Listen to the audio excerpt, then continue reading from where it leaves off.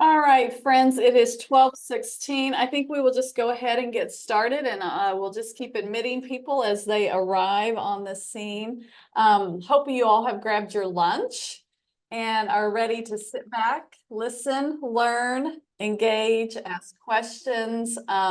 This is a really important session for us today. And in many ways, just like the morning session, we kind of dove into an area that we hadn't spent a lot of time on in the past 5 years, and that was around youth and youth justice and juvenile justice work in that space, and learned a lot about the importance of just relationship and establishing trust. And with trust comes this whole around safety, right? And so safety was a big word that we explored a little this morning. And when you think about, I'm sure, the work that you do, safety is paramount to it. So yes, it is.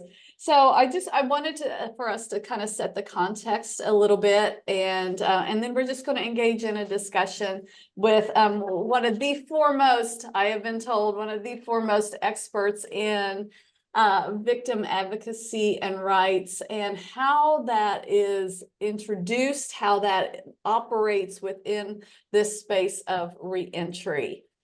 And I think it is an area for me personally and even professionally. I come from a faith background and in working in ministry in this space. And I don't think I've really ever told this community kind of our story with All In Community, but it really started when our bishop of the West Ohio Conference of the United Methodist Church went down to Chillicothe Correctional Institution and met with a group of men. And one of the things that he was challenged with by one of the gentlemen, whose name is James Clay, was challenged with James said to our bishop, it's great that you come up in here, that you love on us and that you welcome us and accept us, but you know what? We're coming home. What are you going to do when we come home? Mm-hmm. And from that launched this movement within the West Ohio Conference, which is now all over the Ohio area, because we work with East Ohio, is this reentry component. And none of us really knew what that was or what that meant and things like that. And we wanted to engage our churches in this work because we truly believe that the church is one of the only institutions in the community that is called to be healers, holistic healers, mind, body, spirit, to sit with people in suffering, with deep wounds, and that we are uniquely called and qualified for that work. And so as we launched into this of welcoming people home from a carceral setting that had caused harm, to others, had caused harm to community, we kept bumping up against kind of silence, or if not silence, then people who had been harmed that were sitting in silence in the congregations, carrying their own shame, carrying stigma, and kind of questioning, well, what about us? You're doing things for these individuals who've clearly, done things that have landed them in a carceral setting, but what about us? And so I think there is this tension that we hold as we do this work around caring for people who have been incarcerated, but also those that have been harmed by crime. And often it's two sides of the same coin, because as West Ohio started engaging in this work, we realized that we were working with victims as we were working with people returning. So it's very complex. We know it is incredibly complex work. And so we hold this tension. And the unfortunate thing is that James eventually came home. The one who helped launch this movement came home and ended up being a victim of a murder-suicide about 1.5 years ago. And so we had to, walk, it was in our face, then truly in our face, of caring for those that had been harmed and had been left behind because of a result of this. So we come personally to it and we come professionally to it. And so we're just delighted to have you here and informing, instructing, guiding us in how do we bring a more restorative approach in reentry, restorative justice approach in reentry. So all that context setting, I just invite you to kind of start us off, and as we do with all of our sessions of, welcoming you. Your bio has been shared widely. And if you haven't read Anne's bio, as I continue to admit people, if you have not read Anne's bio, it is on our speakers page. If you go to our Building Bridges Hub, please do so, because whatever she says will not do justice to the work and the impact that you have had in this. So we are just delighted to have you. And if you would just start by sharing like how you came into this space and why you feel that it's important that we look at and we bring victims' voices and victims' advocacy into the work. And we'll just start with that. Right. Well, thank you for inviting me. Ohio has always been such a meaningful state to me thank you for mentioning juvenile justice and criminal justice and corrections and restorative justice. So to be back with you all after quite some time, it's really an honor for me. And I've been seeing some of the names pop up. So hello to all of my old time friends. I'm old. I just celebrated 40-year anniversary in the victims field. I began in 1984 with the National Office of Mothers Against Drunk Driving in Texas. And then 1986, I helped co-found what is today in Washington, D.C., the National Center for Victims of Crime. And 40 years ago, which is older than some of the people on this Zoom, the treatment of crime victims was just abysmal. They were blamed, they were shamed, they were virtually ignored. For most victims, unless they were witnesses in criminal and juvenile cases, they weren't even allowed in the freaking courtroom. I mean, I can't tell you how bad it was. The bad old days is what we call it. So I joined a bunch of survivors and advocates across the country in the fight for victims' rights to primarily just be treated with dignity. And also really important and specific to our chat today is to be involved in a meaningful way in criminal and juvenile justice processes. And back then, 40 years ago, I also fought for accountability for those who cause harm. And 40 years ago, that included longer prison sentences and longer juvenile adjudications. I was all in on Tough on Crime back then. I was the head cheerleader for Tough on Crime. And going back even farther, in college, I was back then, I'm so old, they called it social welfare, now social work and corrections major. And so when I got into the victims field, I was just naturally drawn to probation, parole, and corrections. And then personally for me, I have members of my family who have been and are currently incarcerated in prison and detained in juvenile facilities. And one of those crimes was against a younger family member in my family. So, for me, it became, I think, really, really personal. And I'll start by I'm going to take you back to the mid-90s when I entered restorative justice and reentry kind of at the same time. In the mid-90s, I was invited to be part of a National Institute of Corrections. That's within the Justice Department.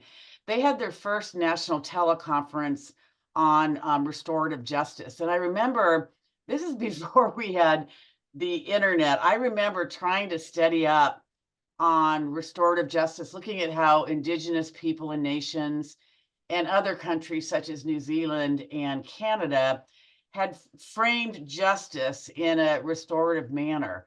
And I remember I ended up being so smart just from that research. And we created restorative justice informational packages that we snail mailed to everyone who signed up for this teleconference. And we were just kind of shocked that we ended up having 20,000 people 20,000 people from across the nation and Canada tune into this. I think it was a 4-hour teleconference. And that to me was sort of a jump start personally for restorative justice.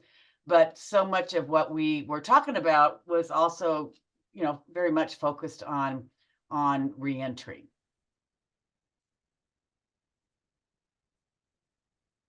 So can you, and I see that Mike Davis joined us, and Mike is going to be my co-facilitator. Hey, Mike. So, yay, Mike, you fought through the IT challenges. So thank you for that.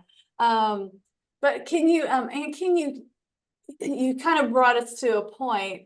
Can you talk a little bit about, set the historical context Yeah. for when that shift occurred, right, from victims advocacy work and victim service providers to really embrace this restorative justice work, and then what that meant in embracing their place in reentry, so to speak. Yeah, and thank you for saying that, because I think there's a space and place for everyone, whether you work with survivors or work with people who cause harm. It's likely that you're working with both, even though you may not know it. There is a space and place for everyone. And I always do feel like I'm a historian because I'm like the Mima on the victims field nowadays. But right after the NIC teleconference, the Office of Justice Programs within the Justice Department, they held a conference here in Washington, D.C. with hundreds of criminal and juvenile justice practitioners.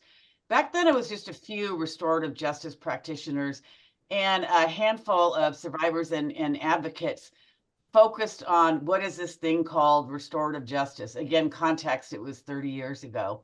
It was so interesting to me, but it was also a little bit disconcerting because at that conference, I heard victims described as vengeful, and there were some speakers who kind of broad brushed victims in ways that were not at all sensitive, not survivor centered, and some of them were, to me, they were just plain mean. They didn't really understand what victims went through. And I remember the few advocates and survivors, of course, we all sat together and we all sat in the back of the room because we were scared of everyone else. And I sat next to a rape survivor who, by the end of the day, her fingernails had dug into my wrist so deeply because of her distress that I had marks on my wrist for the following week or 10 days. And so I left with a pretty bad opinion of this thing called restorative justice. And this kind of got back to OJP, and they called me in, physically called me in. It was like getting called to the principal's office. I remember I was so scared. And they basically asked me, my concerns about what I had heard. And then they said, you can fight us on restorative justice or you can help us fix it. And I made the best decision of my life was to go with the fix, and to really try to help people understand, back then it was a us and them thing. And I'm like, no, it's just us. We're all in this together. And so it took us about 6 months, and OJP sponsored what we still fondly call the Restorative Justice World Tour. It's still my favorite t-shirt that I have, full of holes. And what they did was they brought together practitioners from around the country at 6 locations. And you had to show up with the right team, which was criminal and juvenile justice folks, including defense attorneys and judges, victim advocates, survivors, prisoner advocates, and really important community members. And we presented foundational themes and kind of a mission of restorative justice that were very survivor centered. And I think everyone left with not just fact sheets about restorative justice, but a little bit of practice on, back then we had 21 practical applications of restorative justice that I developed with Mark Carey, is probably a name known to many of you. And I know that after the world tour, I left with a new lens through which to view not only justice, but also community safety. And I left really excited. It was still one of the landmarks in my professional career. And so if the NIC teleconference I referenced was a jump start, the OJP and DOJ World Tour kind of gave us a roadmap. And here's where I want to really really give credit to Ohio. Ohio sent not just one, but two teams to one of our conferences with Reggie Wilkinson from the Ohio Department of Rehabilitation and Corrections, and then a team of juvenile justice practitioners, which was not, that was not as much a part of what we were doing, but man, they showed up and they were fabulous. And I remember after that, and Mike knows, I practically moved to Ohio. I was there for a couple of years working with your juvenile justice system, criminal justice system, definitely Department of Corrections, but also victim services statewide, on training and on program development. And around the same time, I wrote what was my first, I don't know, I know it's going to get put into the chat.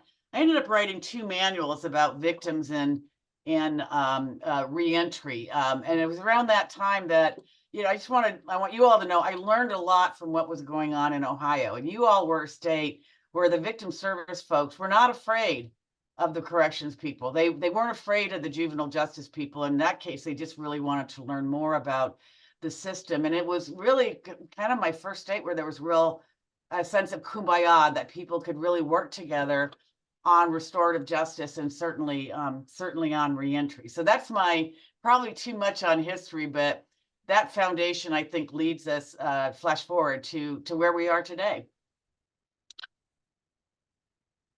That's amazing. So you truly are a world leader in this work. So we're excited by that.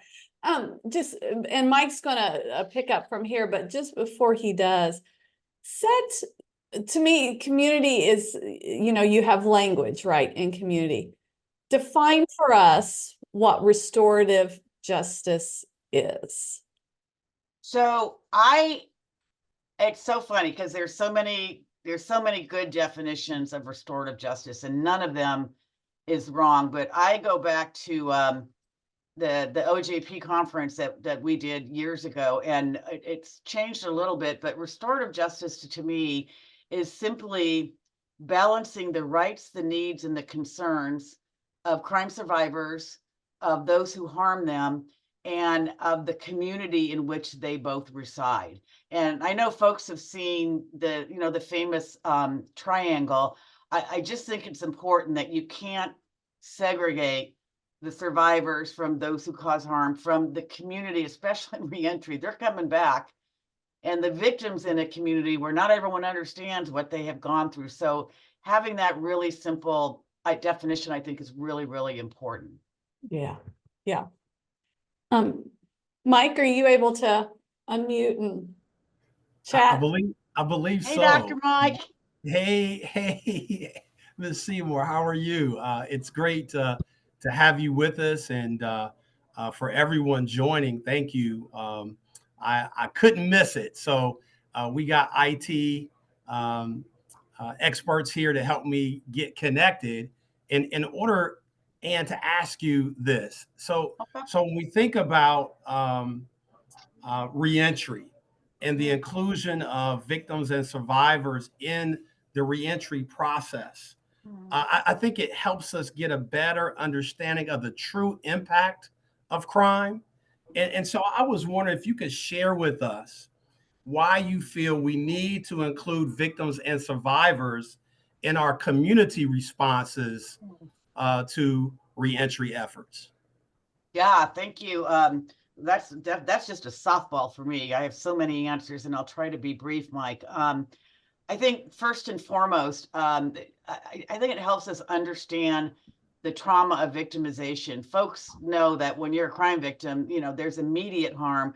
What they don't often recognize is that there's longer term harm, and that if victims don't receive the support they need, the assistance that they deserve, that trauma and that sense of ongoing harm is not going to go away. The other thing is that when you're talking about reentry, it's really important to understand the impact of crime on victims. And I could do a whole day on that, but really trying to recognize physical, psychological, financial, social, and spiritual impact. And I'm glad Reva brought up, multi-faith communities have such an important role in this. And a lot of my work has been, I'm a Catholic, so we do lots of work through my church on reentry. So recognizing victim impact is really important. And then the other thing is that still in our country, the majority of victims are harmed by people who know them. So it's not this stranger danger, crazy stuff most people think is reality. So folks returning from sentences of incarceration or juvenile detention, they often return to their families or to their neighborhoods.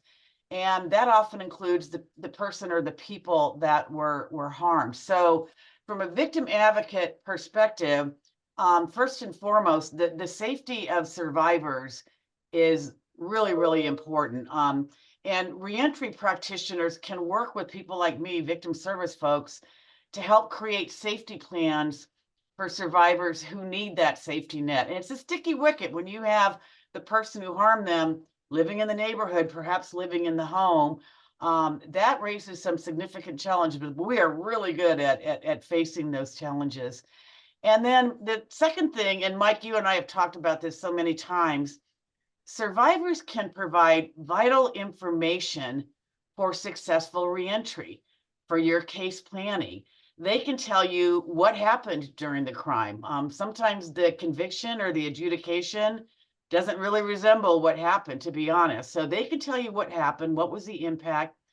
And really, really important is to ask victims, what does accountability of the person who harmed you, what does it mean to you? We define accountability in all different ways. And for a lot of victims, just to be asked that question, I've had survivors say, I was never asked that in the upfront part of the criminal or juvenile justice system. And that was really, really meaningful to them. And then the last thing I want to say, Mike, is that we have a lot of expertise in trauma. I mean, I wake up and I eat, sleep. It's just our background working with survivors. We know the impact of previous trauma and things like adverse childhood experiences on people. We know that learned behavior, particularly on kids who witness domestic violence in their homes, we know that learned behavior is something that we need to, we talk about breaking the cycle. We need to understand that we can help people unlearn bad behaviors. And the other thing, and again, this is why I wrote not one, but two manuals, is that we can be pretty useful in reentry case planning and in identifying, but also really addressing the chronic trauma of people who are returning home with evidence-based behavioral and mental health programming that requires, again, like kind of all of us working together. So we bring expertise that people think is really specific to victims. Guess what? Trauma is trauma is trauma. So, call on us. And I will tell you, people might be shocked as victim advocates to get that kind of call from you. And after they get over the shock, it's like, yeah, let's do this. We can do this. And that is excellent. Thank you so much. And if I could, I'd just like to follow up with this. Talk to us a little bit about our collective responsibility to hold those who have committed harm accountable, and also to support those who've been impacted directly by crime. There seems to be an imbalance in the reentry space where we don't sort of recognize that we are, as members of the community, responsible for addressing support for victims and survivors. Yeah. So I'm pretty big on evidence-based. I hope you all are too. We have really extensive research in our field that shows one of the most important factors in a survivor's healing and one of the most important factors in their not having mental health problems following victimization is the degree of social support they have. And I'm going to repeat that. It is the degree of social support they have. And it's interesting because in my experience, there are so many survivors who have little to no social support, as I know that's true with people returning to the community. And so if we could all just think for a moment about being there for survivors who just need someone to help explain their reentry process and their role in it, who just need somebody to keep on asking what they need. Because victims, if we work with them, they're pretty good at self-identifying their needs. And then the other thing that's really important is that when someone goes away to prison or to juvenile detention, I'm not going to say a lot of victims, but for many victims, they feel safe because that person's locked away. There's this a sense of safety because they don't have to worry too much about it. And so the return of the person who harmed them to the community could be what we call a trauma cue for some survivors that could take them back to the feelings of helplessness and hopelessness they had when they were being victimized, taken right back to the scene of the crime. And so it's another reason why reentry folks should partner with victim service professionals and other support systems. It could be multi-faith communities, it could be social service programs. All of us need to help victims to cope with what might be renewed anxiety or depression, and sometimes it ends up being a post-traumatic stress disorder. They're thrown back, months or years later into feelings of distress. I call this co-opportunity. It's an opportunity for us to cooperate on behalf of victims, on behalf of those who cause them harm, and certainly on behalf of communities. Because if you think about that triangle, the community safety piece is really, really important. So just think about co-opportunity. We need to really start living that in Ohio and beyond. That is awesome. Co-opportunity. We're going to take that. We're going to, we'll credit you, Anne, but we're going to take that. Here's my little sticky note. It's right on my computer. All right. I use it every day. So I'm curious about a couple things you said. One was, well, first off, like in the faith world, we talk often about like a transformed life, and even in rehabilitative states like Ohio, right? Somebody's done their programming inside, they've done their cognitive behavior, they've changed, right? They're going to be a different person when they come back, and those kind of things. And I think sometimes in our reentry space, what I hear is that they've done their time, they've done what they needed to do. Now, now they should be able to re-enter society unencumbered, right? With any barriers or things like that. But a transformed life on the inside doesn't necessarily mitigate the harm that has happened on the outside. But just like you said, it's a trauma cue when somebody comes home. So what kind of practices, reentry practices, do we need to have in place in the work that we do with the individuals that are returning to be able for them to be able to acknowledge the actions and the consequences of their harmful behavior that is still part of the social fabric that they're returning to, right? Because like you said, the victims and those that are returning occupy the same community space. So how do we work with individuals in a way and so that it doesn't also put the victim on the as well, right? How do we work with those, and what kind of practices would you recommend for us in working with individuals for them to embrace the fact that yes, you have changed, you've done the hard work, but there's still this harm and there's still this person on the other side? That's like I'm gonna have a multi-pronged answer, and hopefully hopefully I can put it in right order, and if I don't, I apologize. I think, and going back to both tomes that I wrote, that we need to explain reentry processes and practices to crime survivors. Through case management, it might be hard to dig up information about the victim, but it's important to be able to explain to them what we are doing, because it's really positive what we're doing, to continue to hold folks accountable, to provide the folks you're supervising with support and services that can hopefully prevent them from causing further harm or harm to their original victim. And to me, it's providing wraparound services to both, to them and to their victims. And Mike knows I've always said that effective reentry programming is a really important component of crime prevention. And I consider it to also be a valuable victim services, especially if it directly involves crime victims and survivors in the process. And the other thing is really looking at what does restorative justice, how does it manifest itself in reentry? I think the main thing is focusing on helping your clients to truly understand the harm that they caused. And I never assume that the survivor's victim impact statement at court was ever considered in the prison, was ever considered in juvenile detention programming, where the victim is telling you what happened and how it affected them. Very seldom is that used when folks are entering into a carceral situation.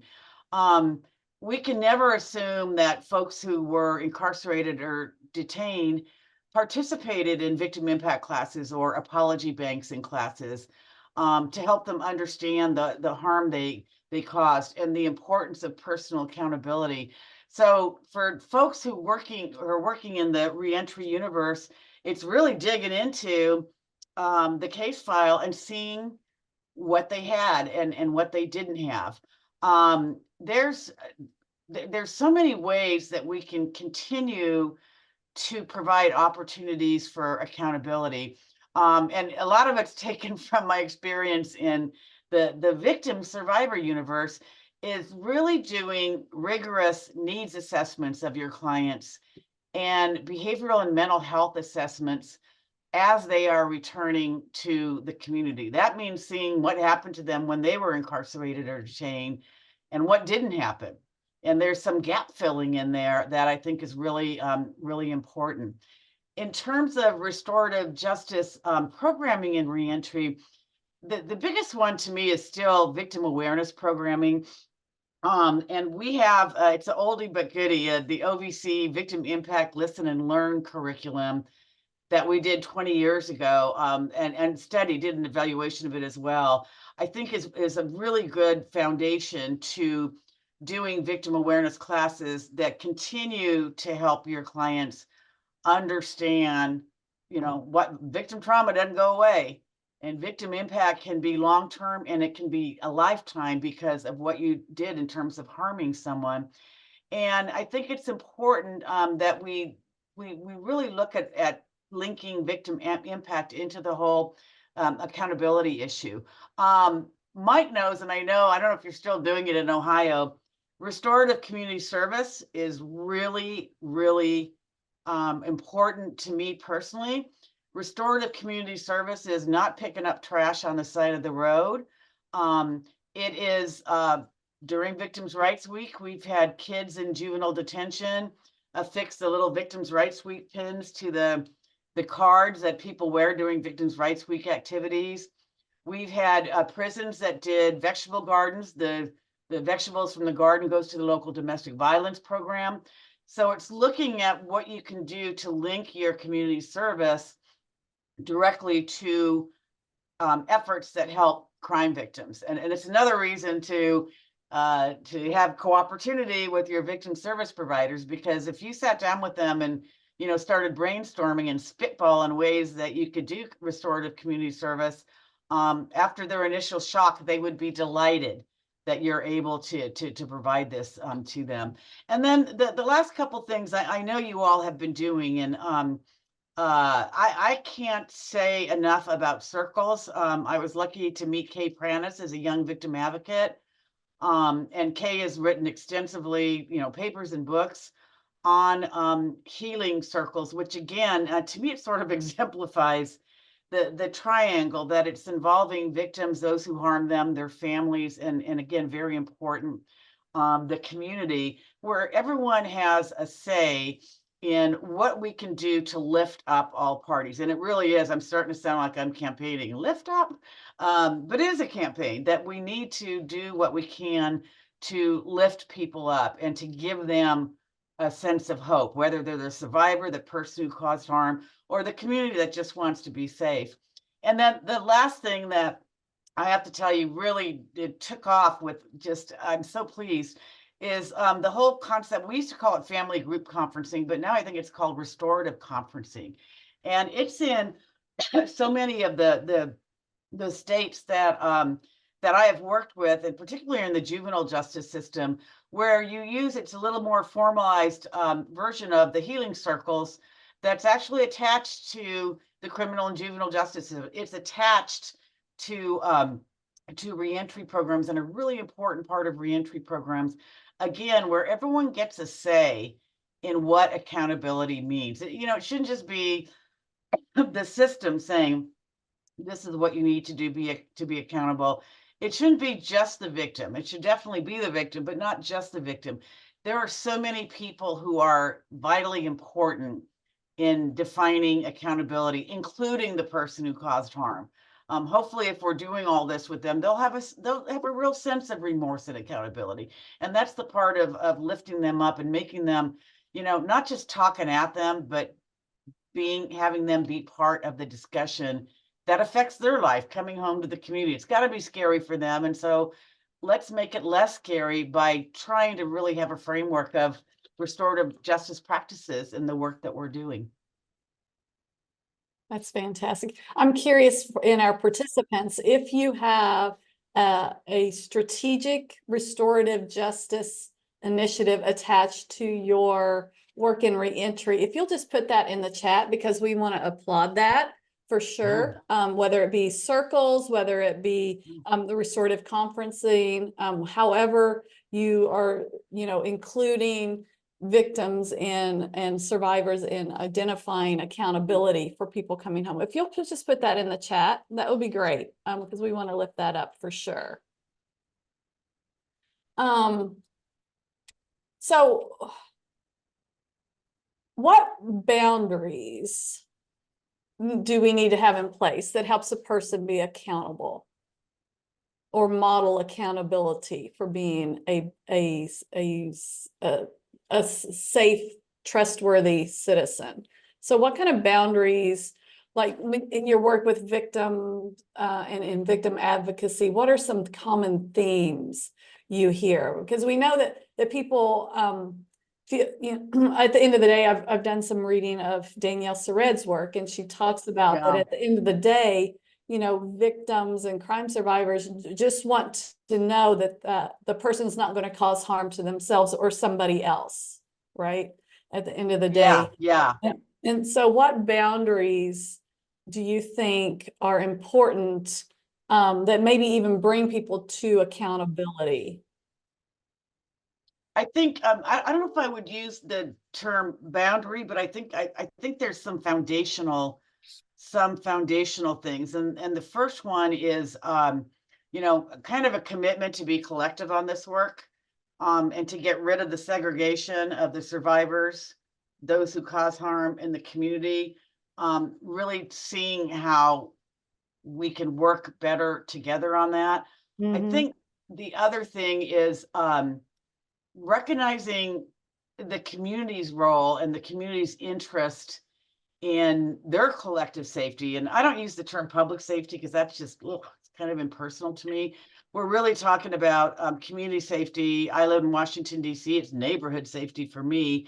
And people are concerned about personal safety. And so having people be able to define what safety means to them. And I include people who cause harm in that, because I know a lot of the times when they get back in trouble, because they end up in unsafe situations where they're using and abusing alcohol or other drugs. They're hanging out with people who put them in unsafe situations, which is kind of a direct path to harming others. And so looking at safety is not just something related to the victim, but everyone needs to feel safe in this. And the other thing is, in Ohio, I feel you've done a really good job of this. And I'm going back 30 years. You guys really listen to the people who are your clients. And that sounds really basic and even stupid, but it's really giving them input into their future. I feel like the criminal justice and the corrections and the reentry system, and I was responsible for a lot of this. We put so many guardrails and boundaries, there's your word, boundaries on them with things that limit their behavior and make them do things. And I'm not saying to erase all of those, but we could be a little bit more positive. We could be positive in terms of when they do things and complete things and they're in compliance, really telling them that that's what they're doing is not just good for them. It's good for everybody. And so really paying attention to them and validating their successes. I just know from personal experience, everyone needs that, that validation. And I think that's a really important part of the work that we're all doing in restorative justice and in reentry. That actually ties directly into our morning session, particularly around the discussion around youth. It became very clear, we have to be willing to listen and Yeah. let them, see what their future is, right? And create the safe space for individuals that have been in the juvenile justice system to set their pathway for themselves, and that we just come alongside and support them in that. And I'm so grateful to you all for focusing on the juvenile justice system, because that's still kind of the great beyond for a lot of victims' rights and victim services. It's a much more closed system than the traditional criminal justice system. And I think a lot of what has, made us a little bit more kumbaya with the juvenile justice system is restorative justice. And a lot of it has ended up being institutionalized into juvenile justice processes. So the fact that you spent the morning on that, I want to say my personal gratitude. It's too often overlooked in the victim's role in the juvenile justice system. I will tell you, I live in DC. Juvenile carjacking is one of our biggest violent crime problems. 12-year-olds, 14-year-olds carjacking and physically harming people. So it's super important that we recognize that system as a place where victims really could and should be more involved. So thank you for that, Ohio. Yeah. And one of the other things we learned this morning was that, the average age of the person coming home from the juvenile justice system is 18 and a half. Yeah. Right. So they're in that stage of emancipating from their family, as they said this morning. And then trying to find their way in this new world as a young adult that it's hard, we know, with the best of circumstances. Well, and that's a gap. The next ding they get is criminal justice in prison. It's not juvenile detention anymore. I mean, that age and that transition, it just needs a whole lot of attention. Yeah. Yes. Yeah, it does. Mike? Yeah, and I could listen to you talk about this all day, and one of my favorite things, and about you, is we can also talk about football, right? And oh and God, okay, do I show this? Yeah. I'm a cheesehead. Yeah. Oh, but and I got to tell you, thinking about some of that foundational work in this space and where we are now. So we have a lot of leaders, reentry coalitions, people who are our partner in this effort to help people transition home. I'm wondering if there's any advice you could give us in this space for including some maybe practical steps and ways that we can include crime victims and their advocates safely in this work. Well, I have a few ideas on that. Yeah, thank you for that. I think it's really important, if you don't have a mission statement or a vision statement for your work, you need to. You need to have strong guiding statements about your reentry initiatives that actually include the words crime survivors. That if victims read it, they say, this is not just about the people who cause harm. It's about me. It's a place where I would feel safe, and do it in writing, not as an afterthought, or very often there's no thought at all to having mission and vision statements. It's really important and it's, a couple of sentences. Who are we? What are we doing? And who are we serving? put victims in there. It's just like, it seems again silly, but it's something that's often overlooked. And then I think the other thing is to have it doesn't even have to be a brochure anymore. It could be on your website that talks about the victim piece of reentry programming. If they have a role, never use the term responsibility. No victim should ever have a responsibility as a result of being harmed. But really telling them about what reentry programming is about, if they have a role, what are the purpose and goals, and why their involvement, if they choose to be involved, is really important to help folks who cause harm, either the person who harmed them or people in general, to really understand the impact that crime has on survivors, and to help them again come to their own conclusion about what accountability means to them personally. I mentioned earlier, Mike, and I think I know the research applies to survivors, but I'm sure it applies to your primary clients as well. Social support needs to be available to crime survivors from victim service professionals or from family and community members who can be engaged in reentry processes to help victims identify if they have any concerns. They may not, but give them the chance to say that, to help them with safety planning, and just to be there, to be a sounding board for them. I think that's really, really, really important. Those all seem like really basic things, but it's those are really the three things that I would focus on. That is fantastic. Thank you for that.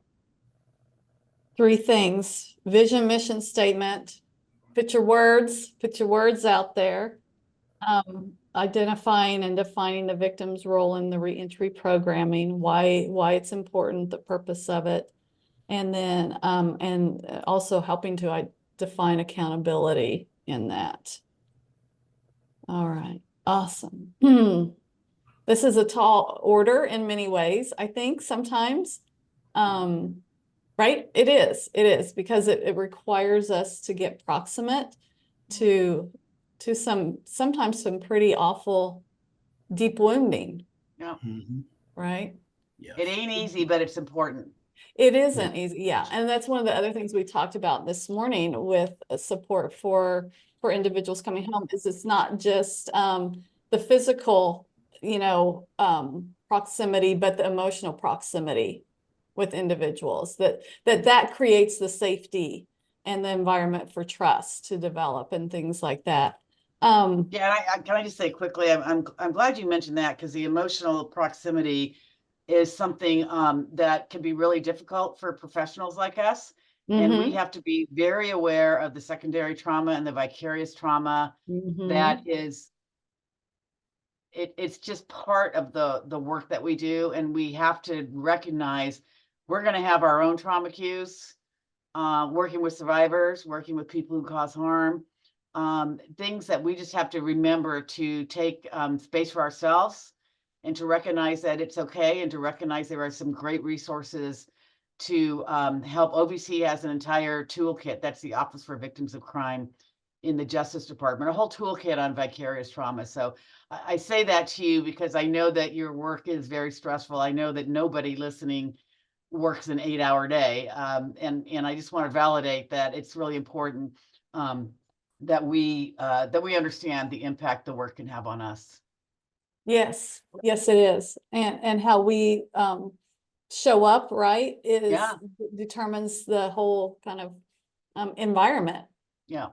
So yeah, thank you for that. And so to that point, what are some of the practices you use to keep yourself in a good space?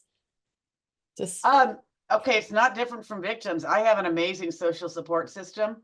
okay. We were laughing earlier about Zoom, that I hate and love Zoom. But I have social support in my neighborhood. I have it in my faith community. I have it. I work primarily responding to mass violence incidents now, which is a little bit stressful. So we have different groups, whether it's a community that just, recently had a mass shooting, or longer term groups that have just come together. We just check in with each other all the time. We let people vent. We let people talk. We have really good lists of resources that are there just to make us, I think, recognize that you're not alone. Recognize that vicarious trauma is real, and unfortunately, we don't always just recognize it. But the most important thing is having someone to talk to, having someone who can say, "I know how you feel." I would never say that to a crime survivor, but to someone who's an advocate like me, I say that all the time. I know what you're going through because I went through it, and here's what helped me. So being able to, and I know in the universe in Ohio, I know you have that co-opportunity again. You have that chance to be able to support each other. Yeah.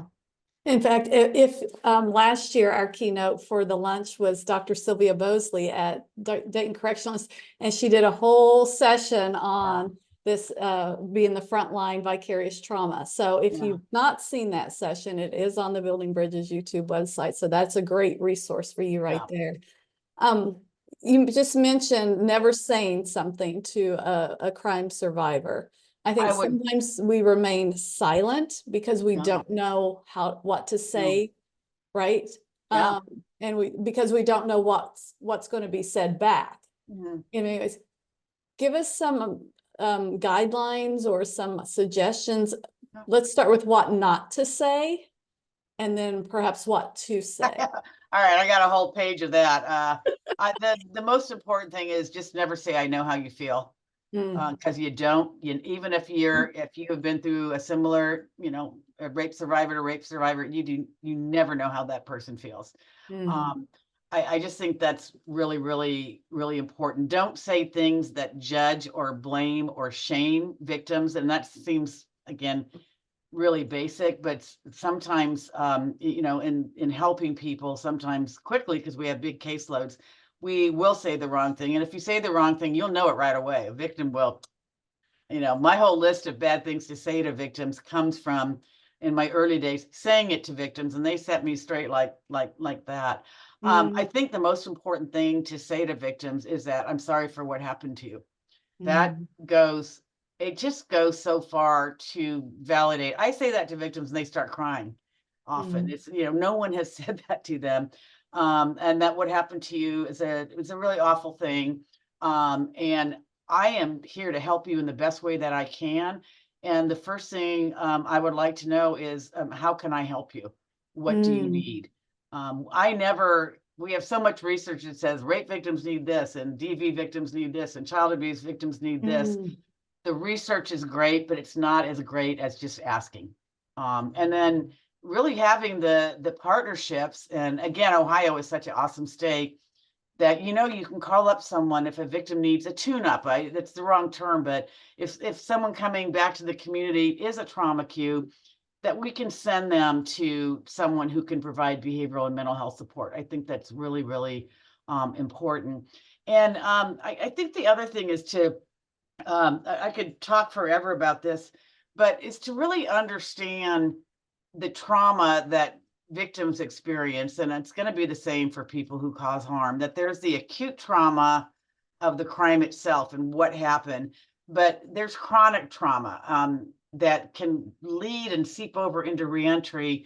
But so many of the victims with whom I've worked, the domestic violence or the sexual assault that they suffered wasn't their first victimization. They had issues in childhood. They were witnesses to violence. And so recognizing that people have chronic trauma across their lifespans. And so, what you get in reentry on paper, it ain't all there. I'm just telling you, for the victims and survivors, and also for your more direct clients. And so the more you can learn about chronic trauma and what can be done to address it, again, social support is so important. That I think goes a long way to be able to help victims, but also there's so much mooshing to help people who cause harm. Yeah, thank you. Mike, do you have any other curious? Well, I'm always curious, Reba, and I am curious about this. What are your thoughts, kind of dovetailing off of what you just discussed? what are some skills that we should have to work restoratively with those who've been harmed? So I think that the skill of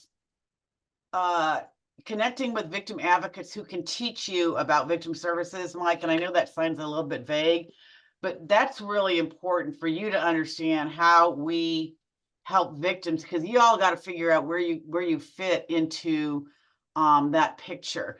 And I'm going to guess that everyone joining us today has gotten some training in cognitive interviewing skills. Am I making that assumption? Interviewing is a big part of what you do. Those skills that you've mastered with people who are returning to the community, ditto for crime survivors. Nothing is different. Learning to listen with compassion and concern. You folks have that. I mean, that is such a superpower of everyone here. And just figuring out how to apply that to crime survivors is important. And then I feel like I'm a drill bit on this, but really looking at creating the partnerships with folks who work with crime victims. And I want to say, if I had to pick my top 3 states for quality victim services, Ohio, you've never been out of the top 3 in the whole country. And I don't say that to other states. I really mean that. So looking at partnerships where they can help you. What are the gaps in reentry programming? Victim service providers, we're not shy about saying, here's a gap, and here's maybe a way that we can help fulfill that. And I think this is really kind of thematic across the whole, I don't know, foundational or thematic at the top, is being able to articulate how successful reentry is also a success for crime survivors and for the families of those who are returning and for the entire community. We know what unsuccessful reentry looks like. It breaks our hearts, but have you in Ohio defined successful reentry means safer homes and safer communities? It means victims who aren't scared. It means clients who have gainful employment, who aren't drinking and drugging, who are hanging out with positive influences. Being able to define, again, like your mission and vision statements, it's defining what successful reentry. I'm sorry. Oh, I'm sorry. Did I just get cut off? Oh, okay. So that's kind of being able to not just look at unsuccessful reentry, but what does it look like in terms of all of the allies who are involved in this? What does it look like for every single one of them? People don't care about public safety, doesn't matter. Their safety and their community safety matters. So define your reentry programming in that context, and you're going to be in good shape. And then, Mike, can I give a shameless pitch for our book that was just published? Please do, Ann. Okay, and I know you're going to drop it. I'm really proud. Last month, Dr. Sandra Pavelka and I, and a lot of the trailblazers in restorative justice, a book was published called Restorative Justice and Legal Systems Education in the Community. And it's kind of a treasure trove of some of the great thinkers in restorative justice with a lot of practical applications. And Dr. Sandy and I, the chapter that we wrote was just about the victim role in restorative justice. So I think you all would find that to be very helpful. And I think that's going to be dropped into chat. So that's my shameless pitch for my new book. Wonderful. You are so entitled to that shameless plug. So we appreciate that so much. And I did drop it in the chat. So go back and look at the chat. I've dropped 3 different things that Ann has co-authored around this work. And unfortunately, we are at our hour time. It has gone too fast, I hate to say. So, but we so appreciate you giving of your time. And I know you're incredibly busy. You mentioned you have got meetings until 8 o'clock tonight. I've been looking forward to this, Reba and Mike, for so long. I hope you know, and everyone listening, any chance that I can talk about reentry and any chance I can work in Ohio, y'all know where to find me, so don't be strangers. All right, We might be on your inbox a few more times coming up. So thank you so much. And Thank you all. everyone, thank you all. Our next session starts in 15 minutes or give or take a minute or two. Enjoy the rest of the time. We've got sessions coming up that feed right into this work, right? How do we create communities of lament?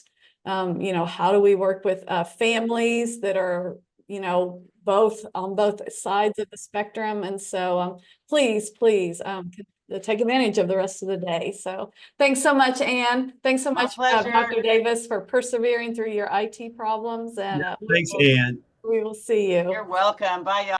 Bye. Take care. Bye-bye, everybody. Bye.